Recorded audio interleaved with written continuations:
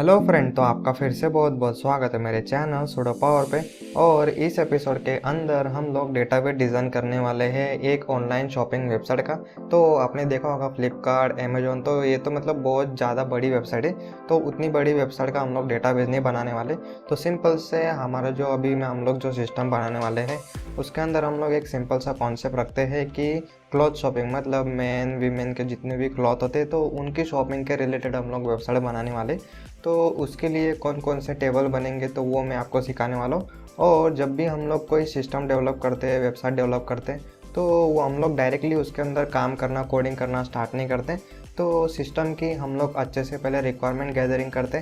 तो उसके लिए कौन सी प्रोसीजर हम लोग फॉलो करते, तो सॉफ्टवेयर कंपनी के अंदर जो एक्चुअल जो काम होता है, तो सबसे पहले हम लोग रिक्वायरमेंट गैदरिंग करते। तो उसके लिए यूज़ के जो अप्रोच है वो मैं आपको सिखाने वाला हूँ। और इसके अंदर भी हम लोग डायग्राम बनाते, तो वो भी मैं आपको सिखाने वाला हूँ। और उसके बाद हम लोग जब भी हमारा जो सिस्टम होता है उसका हम लोग को डेटाबेस बनाना होता है, तो डायरेक्टली हम लोग माइस्क्ल ओपन करके टेबल बनाने नहीं लग जाते। तो सिस्टम के अंदर कौन कौन से रिक्वायरमेंट होगी, उसके बाद हम लोग टेबल डिज़ाइन करते हैं। टेबल के कौन कौन से फील्ड होंगे, कौन सी प्राइमरी की होगी, क्या रिलेशनशिप होगा, तो वो सारा हम लोग डायग्राम बनाते हैं। किसके अंदर, तो एंटिटी रिलेशनशिप डायग्राम के अंदर। तो वो डायग्राम कैसे बनाते तो वो मैं आपको सिखाने वाला हूँ। और जो ER डायग्राम है उसके लिए हम लोग टूल यूज़ करने वाले हैं draw.io। ये एक सिंपल सी वेबसाइट है जिसके अंदर हम लोग पूरा मतलब बहुत सारे डायग्राम हम लोग बना सकते हैं। तो उसमें से जो एंटिटी रिलेशनशिप डायग्राम है वो भी हम लोग इसके अंदर बना सकते हैं। और जो रियल सॉफ्टवेयर डेवलपमेंट जो कंपनी होती है तो वो भी ये जो टूल है draw.io ये काफ़ी यूज़ करते हैं। तो ये टूल भी मैं आपको सिखाने वाला हूँ। तो मैं जैसे बोलता रहता हूँ कि मैं आपको खाली कोडिंग नहीं सिखाने वाला, कोडिंग के साथ जो हम लोग सॉफ्टवेयर डेवलपमेंट के अंदर जो जो टूल्स, टिप और ट्रिक जो भी हम लोग यूज़ करते हैं तो वो मैं आपको सिखाता हूँ। तो इसीलिए आपको ये एपिसोड भी पूरा देखना है। तो चलो स्टार्ट करते हैं।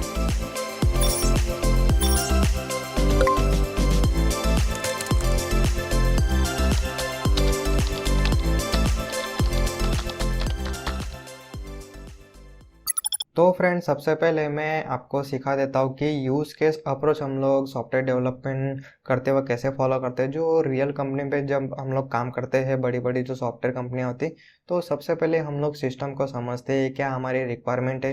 तो उसके हिसाब से सबसे पहले हम लोग यूज़ केस बनाते हैं, ठीक है। तो ये जो यूज़ केस है इसको बनाने के लिए हम लोग यूज़ करने वाले हैं फिर से draw.io। तो सबसे पहले हम लोग ओपन कर लेते हैं draw.io वेबसाइट। तो फ्रेंड, आप देख सकते हो मैंने ऑलरेडी यूज़ के डायग्राम बना के रखा है। तो ये जो वेबसाइट है ये draw.io ही है। इसके अंदर सबसे पहले हम लोग यूज़ केस बनाते। तो आप देख सकते हो यहाँ पे एडमिन है। फिर एडमिन क्या क्या, मतलब हमारी वेबसाइट पे जब भी एडमिन आएगा तो वो क्या क्या काम कर सकता है, तो उसकी सारे लिस्ट आउट हम लोग इसके अंदर करते हैं। तो सबसे पहले मैं आपको नई विंडो के अंदर बता देता हूँ। तो सबसे पहले आपको लिखना है draw.io। तो आप जैसे ही इंटर करोगे कुछ इस तरीके से वेबसाइट लोड होगा और यहाँ पे थोड़ा डोमेन भी चेंज हो जाएगा, तो उसका आपको टेंशन नहीं लेना है। उसके बाद आपको चूज़ करना है गिटहब, ठीक है फ्रेंड्स। तो आप जो भी डायग्राम बनाओगे वो डायरेक्टली आपका गिटहब के अंदर स्टोर होगा, इसलिए आपको हो सके तो यहाँ पे आप देख सकते हो बाकी सारे ऑप्शन भी है, लेकिन गिटहब चूज़ करो, काफ़ी अच्छा ऑप्शन है। सिंपल गिटहब पे क्लिक करो, उसके बाद क्रिएट न्यू डायग्राम पे क्लिक करो। और उसके बाद आप देख सकते हो यहाँ पे बहुत सारे ऑप्शन यहाँ पे आ रहे हैं। उसमें से आपको चूज़ करना है एंटिटी रिलेशनशिप डायग्राम। उसके बाद सिंपल क्रिएट पे क्लिक करो और उसके बाद आपको यहाँ पे ऑथराइज करने के लिए बोलेगा। तो ये सिंपल आपको गिटहब पे रिडायरेक्ट कर देगा। तो अगर आपका ऑलरेडी गिटहब में लॉगिन होगा तो डायरेक्टली आपको फिर से रिडायरेक्ट बैक कर देगा आपके इस वेबसाइट के अंदर, draw.io के अंदर आप आ जाओगे। और इसके अंदर फिर आपको चूज़ करना रहेगा आपकी मतलब जो भी रिपो होगा, कौन सी रिपो के अंदर आपको स्टोर करना है वो आपको पूछेगा। तो मैंने ऑलरेडी इसके अंदर लॉगिन करके रखा है, तो आपको इसमें से ऐड आ जाएगा। तो इसके अंदर मैं यहाँ पे न्यू चूज़ करता हूँ। न्यू के अंदर यहाँ पे एंटिटी रिलेशनशिप डायग्राम चूज़ करता हूँ। उसके बाद मैंने क्रिएट किया और ऑलरेडी मैंने गिटहब का लॉगिन करके रखा है, तो इसलिए मुझे डायरेक्टली यहाँ पे जितनी मेरी गिटहब के अंदर रिपोर्टरी है वो यहाँ पे दिखा रहा है। तो मैं यहाँ पे ये जो डाटाबेस कोर्स है वो मैं चूज़ करता हूँ और सिंपल उसके बाद आपको यहाँ पे कर देना है ओके। तो उसके बाद यहाँ पे पूछेगा वो कमिट मैसेज, आपको कमिट मैसेज इन शॉर्ट यहाँ पे लिखना है। तो इन शॉर्ट यहाँ पे स्टार्टिंग में आप जो भी फाइल का नाम रखना चाहते हो तो वो आप रख सकते हो। तो मैं यहाँ पे लिख देता हूँ जैसे ऑनलाइन शॉपिंग सिस्टम। ठीक है फ्रेंड्स, तो इसको सिस्टम बोलो वेबसाइट बोलो तो सब सेम ही है। इसके बाद सिंपल मैं करता हूँ ओके। तो आप देख सकते हो कुछ इस तरीके से आपको यहाँ पे व्यू दिखेगा। तो ये है हमारा टेबल, मतलब उन्होंने बाय डिफ़ॉल्ट एक यहाँ पे टेबल बना के दिया हम लोग को draw.io ने। तो कस्टमर है, ऑर्डर टेबल है, शिपमेंट टेबल है। तो अगर आपको कोई एक्स्ट्रा टेबल ऐड करना है सिंपल Ctrl+C+V करो, उसके बाद वो कॉपी पेस्ट हो जाएगा। या फिर आप यहाँ पे देख सकते हो राइट क्लिक करके आपको यहाँ पे बहुत सारे ऑप्शन मिलेंगे डुप्लीकेट, तो Ctrl+D भी आप डायरेक्टली दबा सकते हो। सिंपल Ctrl+D दबाओ तो उसका भी कॉपी बन जाएगा। उसके बाद आपको जो भी यहाँ पे टेबल का नाम रखना है वो आप रख सकते हो। यहाँ पे प्राइमरी की जो फील्ड है उसका नाम, और जो प्राइमरी की होगा उसके आगे यहाँ पे PK लिखा आएगा। उसी तरीके से यहाँ पे आप मल्टीपल फील्ड आप यहाँ पे ऐड कर सकते हो। और फील्ड के ऊपर क्लिक करो, उसके बाद इसके अंदर भी Ctrl+D प्रेस करो। उसके बाद आप देख सकते हो कुछ इस तरीके से आप मल्टीपल फील्ड आप ऐड कर सकते हो। ठीक है फ्रेंड्स, तो कुछ इस तरीके से जितने भी टेबल होंगे वो आप इसके अंदर बना सकते हो। और आप देख सकते हो यहाँ पे मैं जैसे ही इसके ऊपर माउस लेके जाता हूँ तो यहाँ पे ग्रीन डॉट आ रहा है। और इसको अगर किसी से आपको ज्वाइन करना है तो सिंपल आपको ड्रैग करना है कुछ इस तरीके से। तो आप ड्रैग करोगे तो कुछ इस तरीके से आप रिलेशन भी मतलब ये डायग्राम के अंदर क्रिएट कर सकते हो। ठीक है, तो अभी समझ लो हमारा जो डायग्राम है वो अभी बन गया। अभी इसको हम लोग को सेव करना है। तो यहाँ पे एक बटन आ जाएगा कि आपको सेव करना है। सिंपल इसके ऊपर क्लिक करो और उसके बाद आपको यहाँ पे जो भी मैसेज देना हो तो अपडेट डायग्राम मैं लिख देता हूँ। उसके बाद सिंपल ओके। ठीक है, तो आपका जो भी डायग्राम होगा वो सेव हो जाएगा। और यहाँ पे अभी ये जो फाइल है ये मैं आपको दिखाता हूँ मेरे गिटहब के अंदर। तो गिटहब के अंदर जाओ, मतलब जो भी आपकी रिपो होगी उसके अंदर जाओ। जैसे मेरा डेटाबेस कोर्स वाला रिपो था, इसके अंदर आप देख सकते हो कि यहाँ पे एक फाइल बन गया। तो ये यही फाइल है जो अभी हम लोगों ने बनाया था। तो एक्चुअली इसके अंदर नाम रीनेम नहीं हुआ है। तो इसको आप सिंपल यहाँ पे क्लिक करो और उसके बाद आप यहाँ पे एडिट के अंदर जा सकते हो। और इसके अंदर आप जो भी फाइल है उसका नाम यहाँ पे दे दो, जैसे ऑनलाइन शॉपिंग सिस्टम। ठीक है, जो भी नाम देना हो दे सकते हो। उसके बाद यहाँ पे कमिट चेंजेस कर दो, आपकी फाइल यहाँ पे चेंज हो जाएगी। और ये जो विंडो है इसको आप क्लोज कर सकते हो क्योंकि हमारा जो कोड है अभी गिटहब के अंदर स्टोर है। और ये जो सेम कोड है वो हम लोग draw.io के अंदर फिर से ओपन कर सकते हैं। तो अभी मैं यहाँ पे फिर से लिखता हूँ draw.io, उस पर क्लिक करो। उसके बाद फिर से कुछ इस तरीके से विंडो आ जाएगी। उसके बाद हम लोग को अभी क्या करना है, तो क्रिएट न्यू नहीं करना है, ओपन एग्जिस्टिंग डायग्राम करना है। तो उसके बाद कुछ इस तरीके से आपकी जितनी भी रिपो होगी वो आ जाएगी। इसके बाद जो भी रिपो के अंदर जाना है उसके ऊपर क्लिक करो। और इसके अंदर अभी हम लोगों ने फाइल बनाया ऑनलाइन शॉपिंग सिस्टम, इसके ऊपर क्लिक करो तो आपका जो भी एग्जैक्ट डायग्राम होगा वो फिर से यहाँ पे आ जाएगा। ठीक है फ्रेंड्स, तो कुछ इस तरीके से आप draw.io जो है उसका आप काफ़ी इजीली यूज़ कर सकते हो, डायरेक्टली गिटहब के अंदर स्टोर कर सकते हो। ठीक है फ्रेंड्स, तो अभी जो जितने भी डायग्राम थे वो मैंने ऑलरेडी बना के रखे। तो ये जो डायग्राम है ये अभी आप आपके गिटहब के अंदर कैसे रखोगे, तो काफ़ी सिंपल है। मैंने गिटहब के अंदर ऑलरेडी वो फाइल मैंने यहाँ पे सेव करके रखा है ऑनलाइन क्लॉथ शॉपिंग .draw.io। उसके ऊपर सिंपल क्लिक करो। उसके बाद यहाँ पे रो पे क्लिक करो और उसके बाद आपको सिंपल Ctrl+S दबाना है।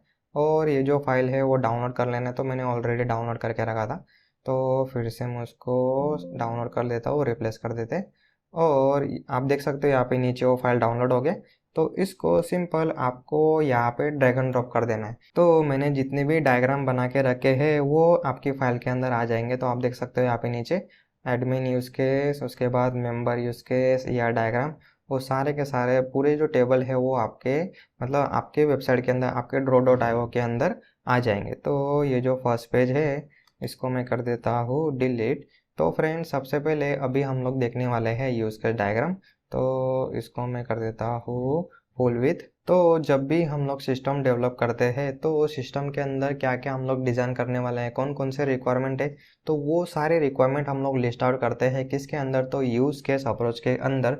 तो यूज़ केस के अंदर दो तीन चीज़ें होती है। तो सबसे पहले होता है एक्टर, तो इसको हम लोग बोलते हैं एक्टर। तो अगर आप ये जो सिंबल है इसके ऊपर माउस लेके जाओगे तो आपको दिखेगा यहाँ पे नीचे लिखा हुआ है एक्टर। ठीक है फ्रेंड्स, तो सिस्टम को कौन कौन यूज़ करने वाला है, ठीक है, हमारी ऑनलाइन शॉपिंग की वेबसाइट है तो उसके अंदर सबसे पहले एडमिन होगा जो प्रोडक्ट अपलोड करेगा, या फिर आप सेलर रख सकते हो जो प्रोडक्ट अपलोड करने वाला है। उसके बाद कस्टमर आएगा, तो कस्टमर भी एक एक्टर हुआ जो कस्टमर मतलब प्रोडक्ट सर्च करेगा, एड टू कार्ट करेगा, ऑर्डर को प्लेस करेगा, पेमेंट करेगा, तो वो भी हमारा क्या हुआ, तो एक एक्टर हुआ। उसके बाद वेबसाइट के अंदर डेटा एंट्री करने के लिए हम लोग कुछ मेंबर्स रखने वाले, तो मेंबर का भी मैंने सिंपल यहाँ पे कॉन्सेप्ट रखा हुआ है, तो मेंबर भी क्या हो गया, एक एक्टर हो गया। ठीक है, तो जितनी भी रिक्वायरमेंट होगी, जितने भी एक्टर्स होंगे हमारी वेबसाइट के अंदर, उसके हिसाब से हम लोग अलग अलग यूज केस बनाते हैं। ठीक है फ्रेंड्स, तो यही रियल वर्ल्ड के अंदर, रियल वर्ल्ड मतलब जब आप सॉफ्टवेयर कंपनी के अंदर काम करोगे और जो एक्चुअल जो फ्लो जो सिस्टम डेवलप करते वक्त जो फ्लो फॉलो करते हैं, तो वो मैं अभी आपको सिखा रहा हूँ। तो सबसे पहले यूज़ के डायग्राम ही जनरली बनाते हैं, तो इसके अंदर सबसे पहले कुछ इस तरीके से हम लोग एक्टर रखते हैं, और उसके बाद कुछ इस तरीके से एरो ड्रॉ करके इस ये जो इलिप्स जो शेप है इसके अंदर हम लोग रिक्वायरमेंट लिखते हैं। जैसे एडमिन अगर हमारी वेबसाइट पे आएगा तो वो क्या कर सकता है, तो लॉगिन करेगा सबसे पहले। उसके बाद मतलब जो छोटी सी छोटी रिक्वायरमेंट है वो भी हम लोग लिस्ट आउट करते हैं। उसके बाद मेंबर्स को मैनेज करेगा, मतलब जो डेटा एंट्री ऑपरेटर है उनको मैनेज करेगा। उसके बाद प्रोडक्ट को मैनेज करेगा, मतलब प्रोडक्ट ऐड करना, डिलीट करना, क्वांटिटी अपडेट करना, वो सारी इसके अंदर है। अगर आप चाहो तो इसको अलग अलग यूज केस भी लिख सकते हो, जैसे ऐड प्रोडक्ट, फिर दूसरा एलिप्स, उसके अंदर delete product, update quantity product, तो ऐसे अलग अलग भी आप लिख सकते हो। मैंने शॉर्ट में मैनेज प्रोडक्ट लिख दिया। उसके बाद अपडेट ऑर्डर स्टेटस, मतलब ऑर्डर प्लेस होने के बाद डिस्पैच हुआ, शिप हुआ, डिलीवरी हुआ, पेमेंट हुआ कि नहीं हुआ, तो वो सारी चीज़ें भी एडमिन हैंडल कर सकता है। उसके बाद मैनेज यूजर्स, मतलब जो यूज़र है अगर किसी यूज़र को डीएक्टिव करना हो तो वो एडमिन कर सकता है। उसके बाद लॉग आउट करना, और उसके बाद मैनेज कैटेगरीज, मतलब कौन सा प्रोडक्ट कौन सी कैटेगरी के अंदर आएगा, जैसे man category, women category, boys man top category, man की जो बॉटम वियर है उसकी कैटेगरी, जो सारी कैटेगरी है वो एडमिन मैनेज कर सकता है। तो इस तरीके से हम लोग यूज़ कर डायग्राम बनाते। तो अगर आपको कोई रिक्वायरमेंट ऐड करना है तो सिंपल यहाँ से जो इलिप्स है वो आप यहाँ पर ड्रैग एंड ड्रॉप कर सकते हो, और इसके अंदर जो भी रिक्वायरमेंट आपको लिखना है वो सिंपल लिखो। और उसके बाद आप जैसे ही इसके ऊपर माउस लेके जाओगे तो वो कुछ इस तरीके से आपको क्रॉस क्रॉस दिखेगा। तो जैसे ही ग्रीन आएगा उसके ऊपर, वहाँ से आप सिंपल ड्रैग एंड ड्रॉप कर सकते हो, और एक्टर के जो एक्टर है उसके ऊपर लेके जाके कुछ ऐसा छोड़ सकते हो। या फिर एक्चुअली हम लोग को एक्टर से लेके ये जो हमारा रिक्वायरमेंट है वहाँ पे हम लोग को लेके जाना है। तो एक्टर पे जाओ, उसके बाद कुछ इस तरीके से एरो ऑटोमेटिकली वो आ ही जाएगा। आप जैसे ही ड्रैग करोगे वो एरो ऑटोमेटिकली आ जाएगा, और इसके ऊपर आपको छोड़ देना, तो कुछ इस तरीके से लिंक भी बन जाएगा। तो कुछ इस तरीके से आप सिंपल यूज़ के डायग्राम बना सकते हो। तो एडमिन का यूज़ केस बन गया। उसके बाद है कस्टमर।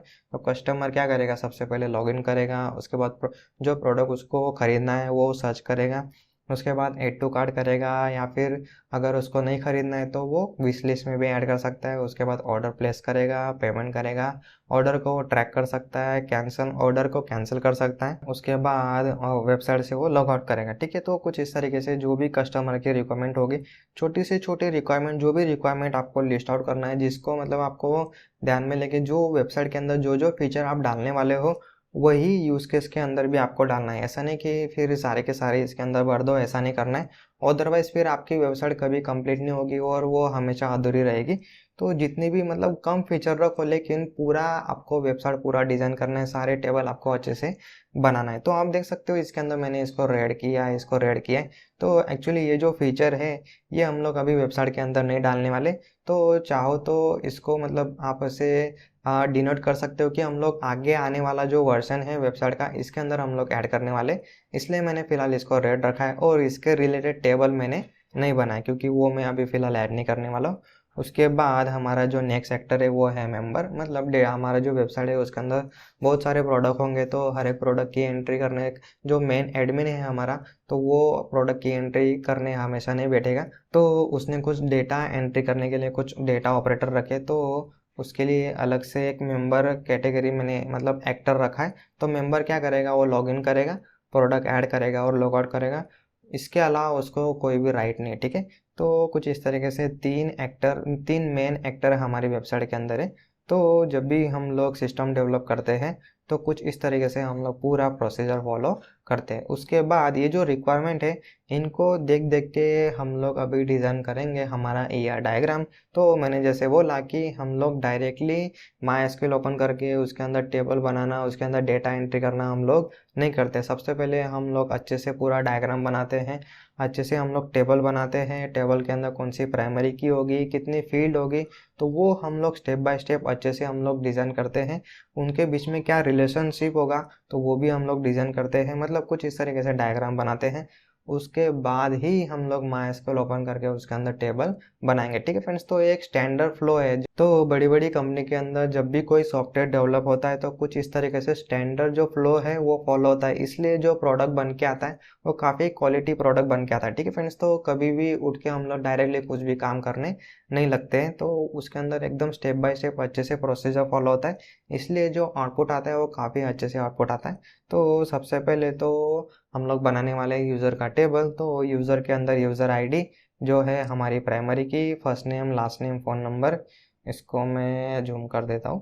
तो address, gender, birth date, pin code, city, state, added date. तो एडेड डेट मतलब कौन से दिन यूज़र रजिस्टर हुआ उसका हम लोग ट्रैक एडेड डेट के अंदर रख सकते हैं। और इसके अंदर आप चाहो तो मॉडिफाइड डेट करके देखो आप, मैंने प्रोडक्ट टेबल के अंदर रखा हुआ है मॉडिफाइड डेट। तो मॉडिफाइड डेट भी आप रख सकते हो, मतलब अगर उसने प्रोफाइल अपडेट किया तो कौन से दिन प्रोफाइल अपडेट किया तो वो मॉडिफाइड डेट के अंदर आप स्टोर कर सकते हो। उसके बाद यूज़र का ईमेल और पासवर्ड, चाहो तो ये जो ईमेल है वो हर एक यूज़र का यूनिक ही होता है, तो उसको आप डायरेक्टली प्राइमरी की बना सकते हो, लेकिन फ़िलहाल मैंने यूज़र आईडी अलग से यहाँ पे ऐड किया है। ठीक है, अभी ये जो यूज़र है वो एडमिन यूज़र है या फिर कस्टमर है या फिर मेंबर है, वो कैसे पता चलेगा? तो उसके लिए जो पेरेंट टेबल है वो है रोल, और रोल के अंदर यहाँ पे रोल का जो भी नाम होगा, तो यहाँ पे फील्ड का नाम मैंने एक्चुअली टाइटल रखा हुआ है। तो इसके अंदर दो ही फील्ड है, एक है रोल आईडी और उसका टाइटल। ठीक है, तो अभी इसके अंदर 3 एंट्री हो गई। फिर जो फिक्स एंट्री आप बोल सकते हो, लेकिन फ्यूचर के अंदर कोई नया एक्टर आता है तो आप सिंपल रोल टेबल को बढ़ा सकते हो। रोल टेबल को बढ़ाना मतलब उसके अंदर आप जितनी चाहो उतनी आप एंट्री कर सकते हो, और उसका रिलेशनशिप तो कस्टमर के साथ है ही। तो मतलब हमारे फ्यूचर के अंदर टेबल के अंदर जो फील्ड है उसके अंदर कुछ चेंज नहीं आएगा, खाली हम लोग को उसके अंदर डेटा ऐड करते जाना है। तो एडमिन होगा तो यहाँ पे एडमिन का रोल आईडी आएगा, अगर मेंबर होगा तो उसका रोल आईडी, और अगर कस्टमर होगा तो उसका रोल आईडी। ठीक है, तो जो हमारा यूज़र टेबल है वो इस केस के अंदर चाइल्ड टेबल बन गया, और जो हमारा रोल टेबल है वो पेरेंट टेबल है। ठीक है फ्रेंड्स, तो चाइल्ड पेरेंट टेबल क्या होता है तो वो मैं ऑलरेडी जो मेरे पिछले एपिसोड है जहाँ पे मैंने बेसिक से आपको सिखाया, तो अगर आपने मेरे पिछले एपिसोड नहीं देखे तो देख लो, उसके अंदर आपको अच्छे से आइडिया आएगा कि चाइल्ड पेरेंट रिलेशनशिप क्या होता है, कैसे हम लोग क्वेरी लिखते हैं, कैसे सिलेक्ट क्वेरी, डिलीट क्वेरी, वो सब कैसे लिखना है। तो सारे बेसिक कॉन्सेप्ट मैंने काफ़ी अच्छे से एक्सप्लेन किए, तो आपका बेसिक क्लियर होगा, उसके बाद ही आपको ये हाई लेवल वाले कॉन्सेप्ट समझ में आएंगे। ठीक है, उसके बाद यहाँ पे एक स्टेटस की फील्ड भी मैंने ऐड किया है, मतलब एडमिन को अगर कोई यूज़र को डीएक्टिव करना है तो वो यूज़र स्टेटस के अंदर यहाँ पे कर सकता है। और उसी तरीके से हम लोग यहाँ पे जो यूज़र है उसका ईमेल जो है वो वेरीफाई है कि नहीं, वो भी हम लोग इसके अंदर ट्रैक करके रख सकते हैं। तो यूज़र स्टेटस के अंदर कुछ इस तरीके से डेटा आएगा, तो उसका ही मैंने अलग से यहाँ पे टेबल बना दिया है। तो उसके बाद नेक्स्ट हमारा आएगा प्रोडक्ट टेबल, जो सबसे इम्पोर्टेंट है। मतलब हमारी जो वेबसाइट है उसके अंदर कोई भी जो यूज़र आएगा, कस्टमर जो आएगा, वो सबसे पहले प्रोडक्ट ही सर्च करने वाला है। तो प्रोडक्ट का यहाँ पे मैंने टेबल बनाया जिसके अंदर प्रोडक्ट आईडी, उसके बाद प्रोडक्ट का टाइटल, डिस्क्रिप्शन, उसकी कितनी क्वांटिटी है, उसकी प्राइस, कौन से डेट पे हम लोगों ने प्रोडक्ट को ऐड किया है, और उसके बाद अगर हम लोग उसकी क्वांटिटी अपडेट करेंगे तो मॉडिफाइड डेट हम लोग यूज़ करेंगे। तो मतलब हम लोग को पता चलेगा कि कौन से दिन हम लोगों ने क्वांटिटी अपडेट किया, तो लास्ट जो डेट होगा मॉडिफाइड डेट, वो हम लोग इस फील्ड के अंदर स्टोर कर सकते हैं। उसके बाद प्रोडक्ट, ये जो प्रोडक्ट है उसकी कितनी सारी मतलब एक प्रोडक्ट की तो आप देखते हो वेबसाइट के अंदर बहुत सारी इमेजेस हम लोग को देखने के लिए मिलता है। तो प्रोडक्ट इमेज जो है वो चाइल्ड टेबल है, तो इसके अंदर एक जो प्रोडक्ट है उसकी यहाँ पे मल्टीपल इमेजेस हम लोग अपलोड करेंगे। तो यहाँ पे प्रोडक्ट इमेज का टेबल आ गया, इसके अंदर आप देख सकते हो कि प्रोडक्ट आईडी जो है इसके अंदर प्राइमरी की है, और इसके अंदर वो फॉरेन की बन जाएगा। तो मतलब ये जो प्रोडक्ट इमेज है वो हमारा चाइल्ड टेबल है। लेकिन आप देख सकते हो कि यहाँ पे प्रोडक्ट स्टेटस आईडी है, मतलब प्रोडक्ट हम लोग को लाइव करना है कि नहीं, या फिर उसको वेबसाइट से निकालना है टेम्पररी। तो उस तरीके से जो चीज़ें हैं वो हम लोग प्रोडक्ट स्टेटस जो टेबल है उसके ऊपर से हम लोग हैंडल कर सकते हैं। तो इसका जो प्राइमरी की है प्रोडक्ट स्टेटस आईडी, वो बन जाएगा हमारे प्रोडक्ट टेबल के अंदर, मतलब फॉरेन की, ठीक है। तो प्रोडक्ट स्टेटस हमारा जो इस केस के अंदर पेरेंट टेबल हुआ, और प्रोडक्ट टेबल जो है वो हमारा चाइल्ड टेबल बन जाएगा। उसी तरीके से ये जो प्रोडक्ट है वो कौन सी कैटेगरी के अंदर आता है, मैन के अंदर, वीमेन के अंदर, मेंस वेयर के अंदर, या फिर मतलब मैन टॉप वेयर या फिर बॉटम वेयर। तो जो भी मतलब कैटेगरी के अंदर आपको ऐड करना हो वो कैटेगरी यहाँ पे आएगा। तो यहाँ पे मैंने बनाया है कैटेगरी टेबल, ठीक है। और इसके अंदर साइज भी है, आप देख सकते हो प्रोडक्ट साइज, मतलब मीडियम साइज है, स्मॉल है, तो वो सारी साइज आप इसके अंदर स्टोर कर सकते हो प्रोडक्ट साइज के अंदर। सिंपल इसकी जो आईडी है वो हम लोगों ने इसके अंदर रख दिया है फॉरेन की, ठीक है। तो सिंपल सा रिलेशनशिप है, इसके अंदर कोई भी कॉम्प्लेक्स नहीं है। तो उसके बाद हम लोग फिर से कैटेगरी टेबल देख लेते हैं। तो कैटेगरी के अंदर मैंने रखा है कैटेगरी टाइटल, मतलब मैन है, वीमेन है, मतलब जो भी कैटेगरी इन शॉर्ट आपको रखना हो वो आप इसके अंदर रख सकते हो। उसके बाद एडेड डेट, और उसके बाद आप देख सकते हो मैंने इसके अंदर फिर से पेरेंट कैटेगरी आईडी रखा हुआ है, और उसका जो रिलेशनशिप है मैंने उसी के साथ यहाँ पे कंबाइन कर दिया है। तो मैं जैसे आपको एक सिंपल सा एग्जांपल दिखाऊं, जैसे ये beowulf.com करके वेबसाइट है। तो आप देख सकते हो टॉप पे 3 मेन कैटेगरी आ रहे हैं, मैन, वीमेन, उसके बाद मोबाइल कवर। और मेन के अंदर जाओगे तो इसके अंदर फिर टॉप सब कैटेगरी आप बोल सकते हो, जैसे top wear, bottom wear, winter wear. और इस टॉप वेयर के अंदर फिर कैटेगरी आ रहा है, तो कुछ इस तरीके से printed T shirt, over size T shirt, ठीक है। तो ये सोच के मैंने पूरा टेबल डिज़ाइन किया। तो सबसे पहले समझो एक एंट्री आएगी, सबसे पहले आएगा इसके अंदर मैन, और इसका जो पेरेंट जो आईडी है, पेरेंट कैटेगरी आईडी, वो नल आएगा क्योंकि ये हमारी टॉप कैटेगरी है। उसके बाद इसके अंदर मैन, समझो मैन टॉप कैटेगरी, मतलब आप अगर चाहो तो इसके अंदर मैन टी शर्ट करके भी आप रख सकते हो। तो इसके अंदर मैं रख देता हूँ टी शर्ट, ठीक है। तो ये जो मैन टी शर्ट कैटेगरी है इसकी पेरेंट कैटेगरी कौन सी है, तो मैन, तो इसके अंदर आ जाएगा 1। तो कुछ इस तरीके से मतलब एक ही टेबल के अंदर मैंने सारी एंट्री मैनेज करने का ट्राई किया है। तो ये जो कैटेगरी टेबल है इसके अंदर आप सारी पेरेंट चाइल्ड कैटेगरी सारे के सारे आप इसके अंदर हैंडल कर सकते हो। उसके बाद हमारा टेबल आएगा यहाँ पे ऑर्डर का टेबल। तो ऑर्डर, कौन सा प्रोडक्ट ऑर्डर हुआ, कौन से कस्टमर ने ऑर्डर किया, तो उसकी यहाँ पे सिंपल आएगी आईडी, ठीक है। तो हम लोग कस्टमर का नाम इसके अंदर स्टोर नहीं करते, अभी हम लोग पूरा रिलेशनल डेटाबेस बना रहे हैं, मतलब हर एक टेबल के बीच में रिलेशन होगा। तो इसके अंदर प्रोडक्ट आईडी, उसके बाद कस्टमर आईडी, कौन से डेट को ऑर्डर प्लेस हुआ तो ऑर्डर डेट, और कितनी क्वांटिटी कस्टमर ने परचेस किया तो उसकी आएगी यहाँ पे क्वांटिटी। और उसके बाद यहाँ पे ऑर्डर का स्टेटस, मतलब डिलीवरी हुआ, फिर पेमेंट हुआ कि नहीं हुआ, वो सब चीज़ें आप इसके अंदर रख सकते हो। और ऑर्डर का स्टेटस जो है उसके लिए भी मैंने अलग से यहाँ पे टेबल बनाया, ठीक है फ्रेंड्स। तो एक्चुअली ये जो छोटे छोटे जो टेबल होते हैं उसके अंदर हम लोग मतलब डेटा तो काफ़ी स्मॉल ही आएगा, मतलब जैसे ऑर्डर प्लेस, उसके बाद ऑर्डर डिस्पैच, उसके बाद शिपमेंट, और उसके बाद डिलीवर, ठीक है फ्रेंड्स। तो इसके अंदर 4 ही रिकॉर्ड आएगा, लेकिन वो 4 रिकॉर्ड हम लोग को हर बार मतलब कहीं पे अगर हम लोग को अपडेट करना हो, जैसे डिलीवरी में डी कैपिटल है या फिर वो स्मॉल रह जाएगा, तो वो डायरेक्टली आप टेक्स्ट इसके अंदर स्टोर करोगे तो वो काफ़ी प्रॉब्लम क्रिएट कर सकता है, ठीक है। तो वो ना हो इसलिए हम लोग जो छोटी छोटी जो डेटा होता है उसका अभी मतलब हम लोग अलग से टेबल ही बना लेते हैं। तो वो मतलब हम लोग को फ्यूचर में काफ़ी ज़्यादा हेल्प करता है। तो कुछ इस तरीके से हम लोग 1 2 3 4 5 6 7 8 9 10, ठीक है फ्रेंड्स। तो 10 टेबल का पूरा हम लोग सिस्टम बनाने वाले। तो मतलब डेटाबेस आपको अभी फ़िलहाल बनाना है, तो मैंने तो अभी आपको खाली डायग्राम बना के दिखाया। तो अभी मैंने आपको सिखाया पहले तो यूज़ केस डिज़ाइन करना, जितने भी एक्टर होंगे उनके सारे यूज़ केस आपको डिज़ाइन करना है, ठीक है फ्रेंड्स। तो ये जो फाइल है वो मैंने आपको दिखाया कि आप गिटहब के अंदर से आप इजीली उसको डाउनलोड कर सकते हो।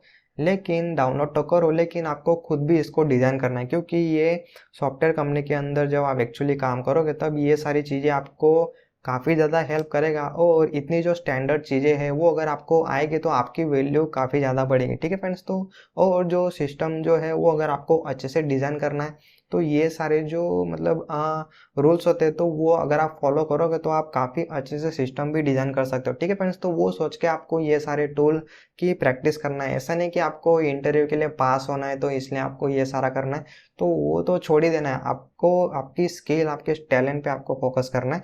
तो वैसा अगर आप सोचोगे तो आप इसको काफ़ी अच्छे से डिज़ाइन कर पाओगे, इसको अच्छे से सीख पाओगे और इसको आप इंजॉय भी कर पाओगे, ठीक है फ्रेंड्स। तो यह डायग्राम भी हो सके तो आपको खुद को पूरा डिज़ाइन करना है।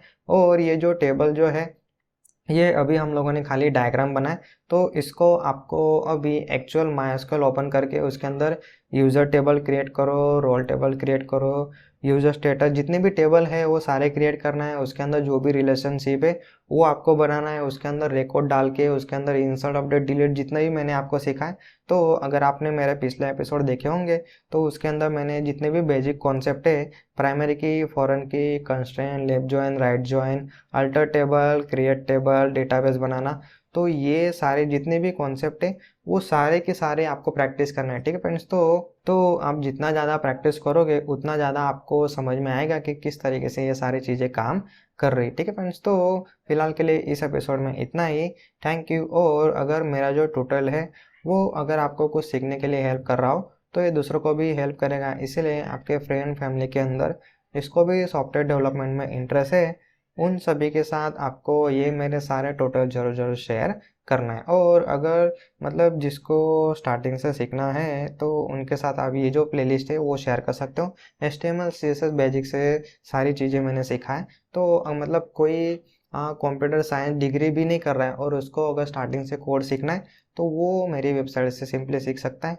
अदरवाइज़ अगर आपको डायरेक्टली हाई लेवल पे जंप करना है, जैसे पाइथन हुआ, जावास्क्रिप्ट हुआ, डेटाबेस हुआ, तो उसकी भी अलग अलग प्लेलिस्ट है, तो वो भी आप डायरेक्टली देख सकते हो, ठीक है फ्रेंड्स। तो फिलहाल के लिए इस एपिसोड में इतना ही। Thank you.